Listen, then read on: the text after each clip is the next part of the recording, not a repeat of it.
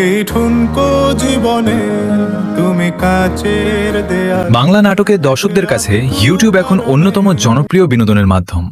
প্রতি বছর অসংখ্য নাটক মুক্তি পেলেও কিছু নাটক এমনভাবে দর্শকদের হৃদয়ে জায়গা করে নেয় যে বছরের পর বছর ধরে জনপ্রিয়তার শীর্ষে অবস্থান করে। দীর্ঘদিন ধরে ইউটিউবের সবচেয়ে বেশি দেখা বাংলা নাটকের তালিকায় একছত্র আধিপত্য ছিল বড় ছেলে নাটকের। তবে সময়ের সঙ্গে বদলে গেছে সেই রেকর্ড।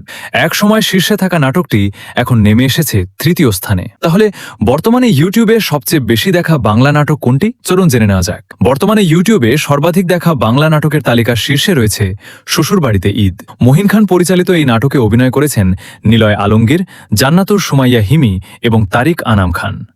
স্ত্রীকে নিয়ে প্রথমবার শ্বশুরবাড়িতে ঈদ করতে যাওয়া এক যুবকের মজার অভিজ্ঞতা আর পারিবারিক আবেগের গল্প দর্শকদের মন জয় করেছে। নাটকটি এখন পর্যন্ত প্রায় ৭৪ মিলিয়ন বার দেখা হয়েছে। দ্বিতীয় স্থানে রয়েছে মামার বাড়ি। এটিও নির্মাণ করেছেন মহিন খান। নিলয় আলমগীর ও হিমির জনপ্রিয় জুটির এই নাটকটি গ্রামীণ জীবন, পারিবারিক সম্পর্ক এবং হাস্যরসের কারণে দর্শকদের ব্যাপক ভালোবাসা পেয়েছে। নাটকটির ভিউ এখন প্রায় ৬১ মিলিয়ন। একসময় ইউটিউবের সবচেয়ে বেশি দেখা বাংলা নাটক ছিল বড় ছেলে।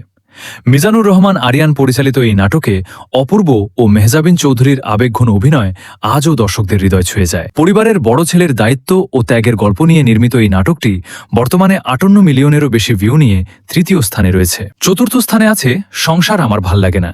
নিলয় আলমগীর ও হিমির এই নাটকটি দাম্পত্য জীবনের হাস্যরস আর বাস্তবধর্মী গল্পের জন্য দর্শকদের কাছে বেশ জনপ্রিয়। নাটকটির ভিউ প্রায় ৫৭ মিলিয়ন। আর পঞ্চম স্থানে রয়েছে ভুলো না আমায়।